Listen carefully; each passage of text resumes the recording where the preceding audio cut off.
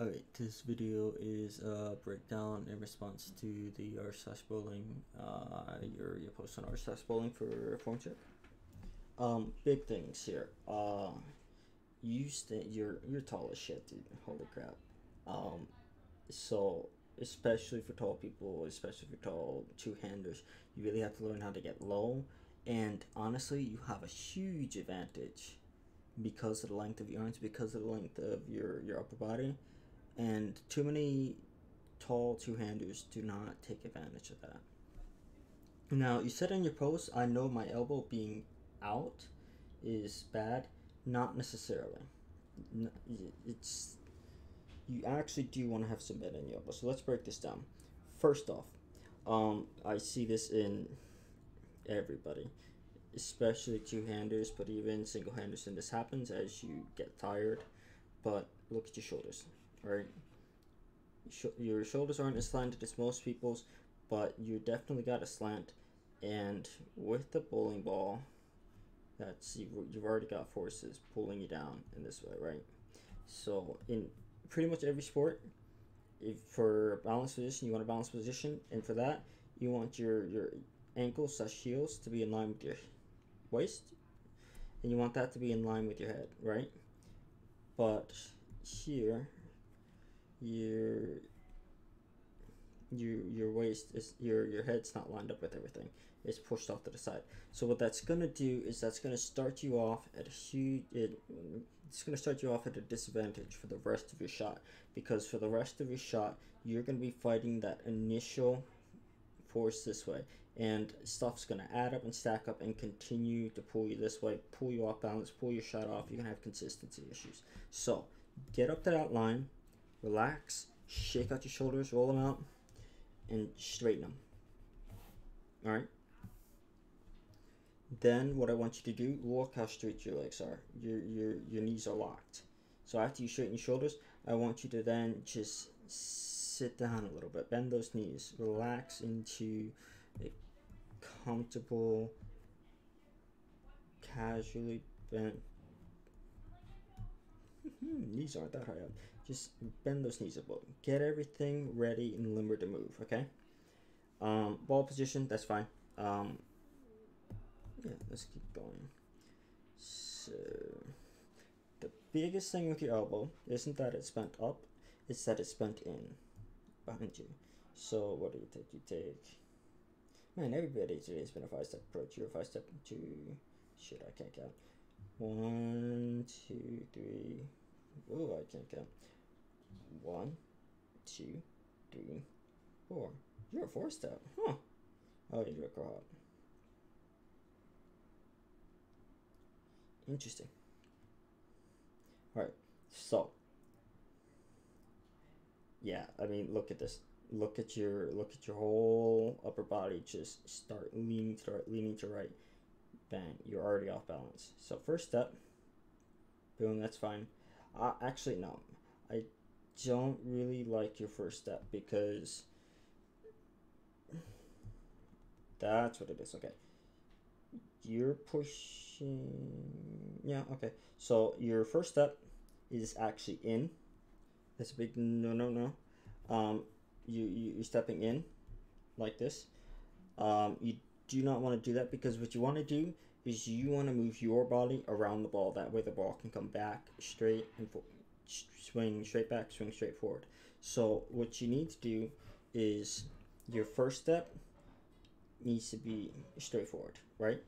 You need to be stepping here.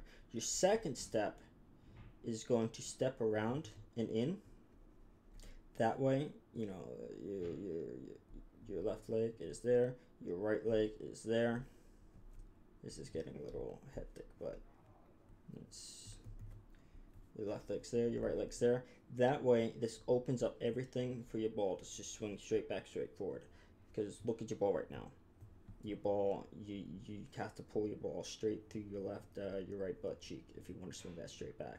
And again, just look at you're bending around your ball.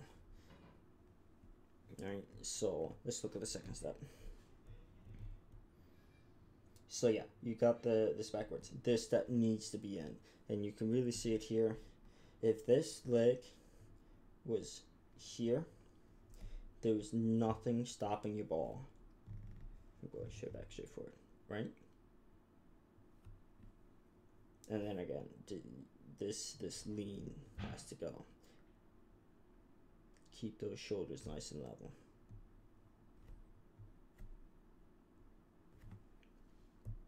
So that needs to step in, because look what's going to happen is you're going to, looks like you actually bump your,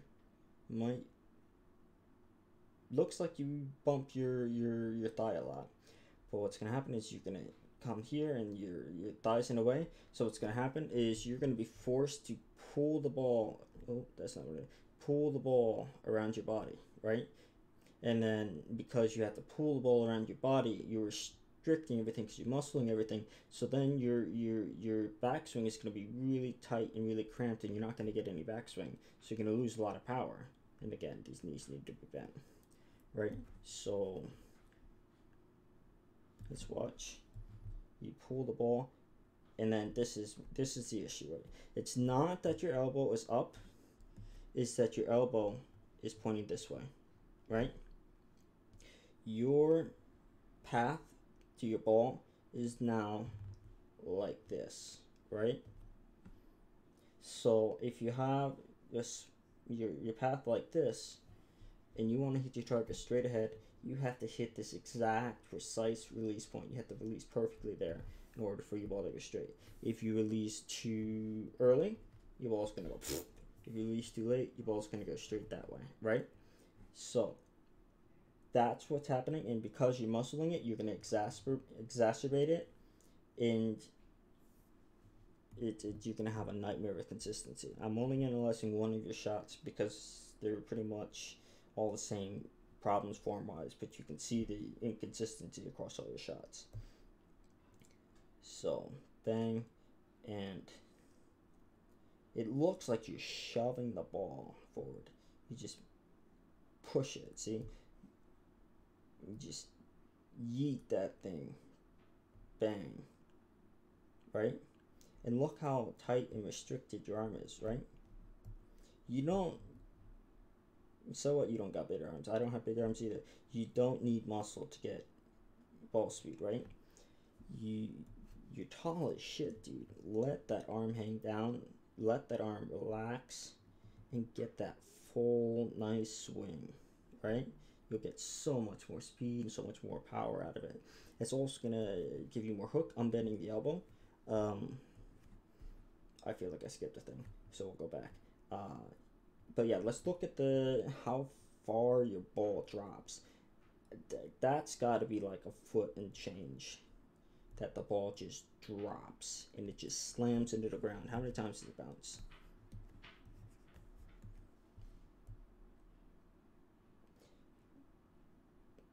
It doesn't bounce. That's impressive, actually.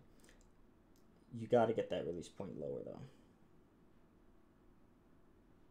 You want to be releasing at about this height. You should be letting the ball go at this height. Yes, that's what I forgot. So we were talking about your elbow comes up around.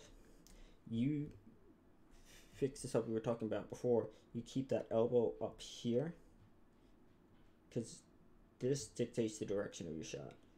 You keep that elbow up here, you're going to have a nice straight path, right? And also let that ball go back. Just let it go back. You don't have to have your elbow bent at 90 degrees. I'll show you an example. But, like, do you see how awkward that looks? That you release the ball and your elbow is still bent at 90 degrees? You just gotta let that thing uncoil like a yo-yo, right? Like you're throwing a yo-yo down. Just let it uncoil and just let it go. And then, you know, like we were talking earlier with the balance, everything is pulling you to the right. And so now you had that ball pushing, and then, you know, all this mass here, no mass here, and you're gonna end up being forced to take a step this way. I'll bet $10 on it.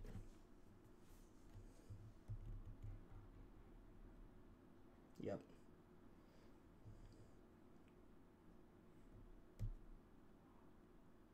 throw that left arm out more. The reason we throw that left arm out is to counterbalance the force at the release. We want that to do as much, damp as much of that force as we can, so we don't have to take a step like that, right? And look at how straight your knees are, right? That knee, you should feel a bit of a burn in that knee, right? You should be feeling it in your glutes, feeling it in your calves. You want to get lower. You don't need. I would keep this leg loaded around your right leg loaded to the ground. I'm not tall, so I don't have some of the same struggles you do. But you got to get your knees bent, that way you have a lower release point. Now let's look at your hand. So, see what's happening here. The reason you're having inconsistent hook is because your elbow changes direction during your shoulder and elbows. You need to keep this all up in line because that's what's supporting the ball, right? This is your support network. So that's where it starts.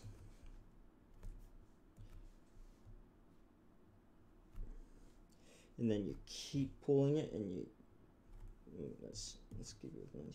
You keep pulling it, and so it's bending in this way, and then bang, and now it's you're starting to turn it to the right again. So now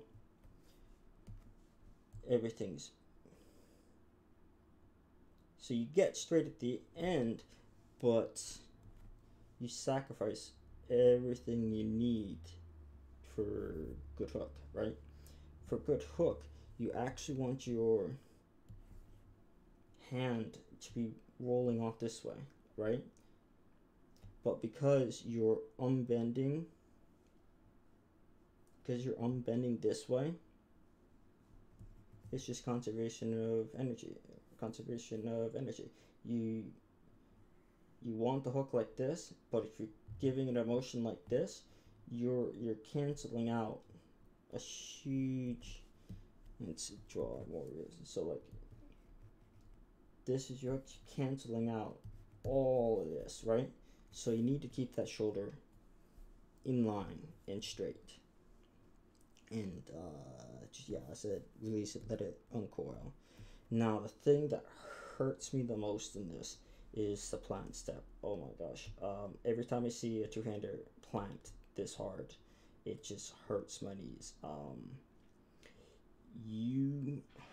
As a two-handed bowler, you absolutely 100% must have some slide. If you don't have any slide, you are going to trash your knee. 5 years down the line, your knee's going to get messed up. Your knee's not going to last. You have to have a bit of slide. So it's tricky with some shoes, I know. So figure out what you got to do, but you have to have slide because, see, you plant there, and then there's all this force. There's the ball pulling you that way. Your whole body's pulling you that way. And your knee's not meant to take that kind of force. So please, for your own health, get a bit of slide in there. And I know it's a little trickier for tall people, but do what you gotta do, figure that out. So, God, I've lost my train of thought because I remember doing one. Start with level shoulders. I say this in practically every video. So you're not alone there. This sets you up for success, right? It's a little thing you can do at the start, and it will help immensely. So with the shoulders, you take a 4-step. So I think your steps. Your first step needs to be straightforward.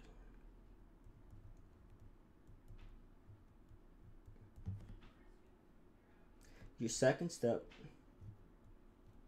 needs to be in. And this is to get your body around the wall.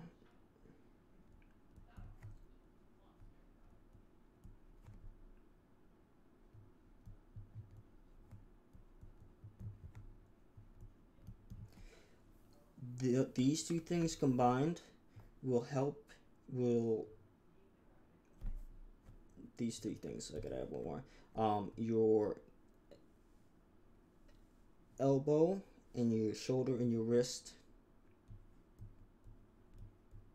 need to line up and be straight and parallel to your target. It needs to be lined up.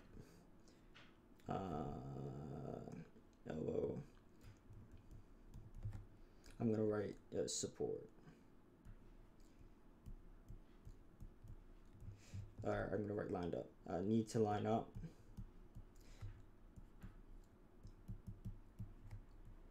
The reason for that is this is what supports your ball. This is what gives you control of the ball during release. These three things all combine to get your downs your backswing and your downswing swing straight, right? Straight swing. That gives you consistency hitting your mark. Everything's lined up to hit your mark, right? You have a lot less. You have a lot more wiggle room for error. And then this is for health reasons. You have to get a slide in there. Planting will trash your knee. Take it from somebody who's a two-handed bowler who has a trash knee and hip. It sucks. It hurts to play more than 10 games. It hurts more than playing 6 games on a bad day, and it's really frustrating. So please do what you got to do to get that slide down. I don't like seeing other people have to deal with this because they didn't know they had to slide, right? So I hope this all helps you. I know it's gotten a little long. It's late and I'm rambling. If you have any questions, ask them in the Reddit post. And I hope this helps. Happy bowling.